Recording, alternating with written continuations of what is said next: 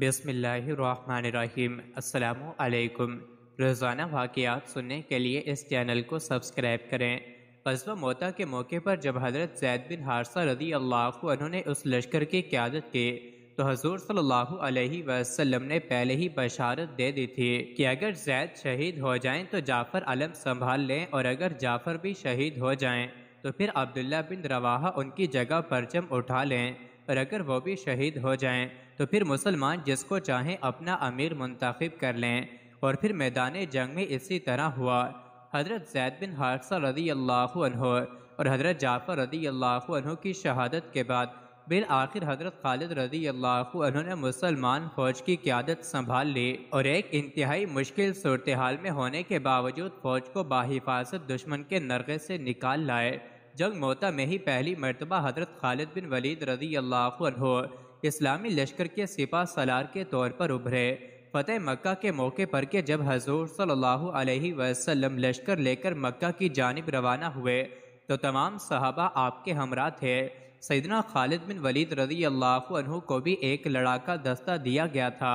جب مسلمان فوجیں 9 اطراف سے مکہ میں داخل ہوئیں تو 8 اطراف سے تو کفار نے کوئی مزاحمت نہ کی، مگر حضرت خالد بن ولید رضی اللہ عنہ کے دستے کی کفار سے شدید جھڑپ ہوئی۔ اس مزاحمت میں کئی کافر مارے گئے۔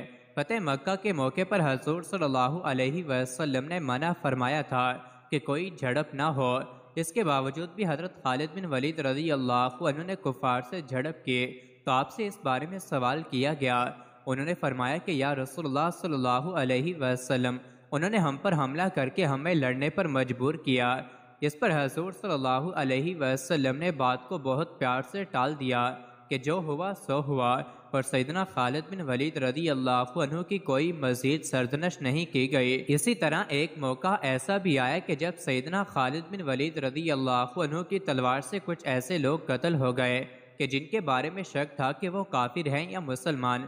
جب اس کی اطلاع حضور صلی اللہ علیہ وسلم تک پہنچی تو آپ صلی اللہ علیہ وسلم کو بہت دکھ ہوا، لیکن پھر بھی حضرت خالد بن ولید رضی اللہ عنہ کو کچھ نہیں کہا گیا، اور جو لوگ قتل ہوئے تھے ان کے ورثاء کو اس کی دیت یعنی خون بہا بھجوا دیا گیا۔ حضرت خالد بن ولید رضی اللہ عنہ کے ساتھ معاملات کرتے وقت بہت احتیاط سے برتاؤ کرنا پڑتا تھا۔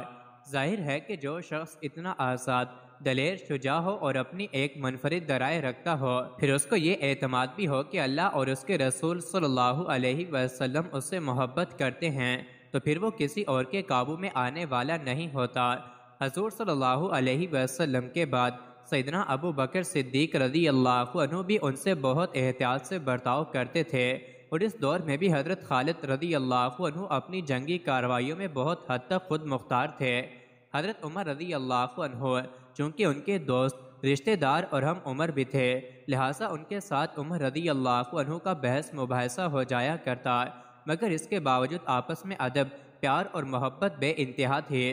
فتح مکہ کے بعد حضور صلی اللہ علیہ وسلم کے ہر غزوہ میں حضرت خالد رضی اللہ عنہ آپ صلی اللہ علیہ وسلم کے ہم رکاب رہے۔ غزوہ حنین کی جس کا ذکر قرآن میں بھی آیا ہے کہ موقع پر کہ جب مسلمان ایک کثیر تعداد کے ساتھ آگے بڑھے تو ایک پہاڑی درے میں دشمن نے پہاڑوں کے پیچھے سے مسلمانوں پر تیروں کی بارش کر دی اور مسلمانوں کو شدید نقصان اٹھانا پڑا۔ ایک موقع تو ایسا بھی آیا کہ حضور صلی اللہ علیہ وسلم چند صحابہ کے ساتھ بالکل تنہا رہ گئے تھے، تب انہوں نے مسلمانوں کو پکار کر اپنی طرف بلایا۔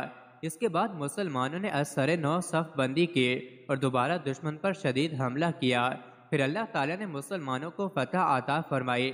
اس جنگ میں بھی خالد بن ولید رضی اللہ عنہ بے جگری سے لڑے اور شدید زخمی ہوئے۔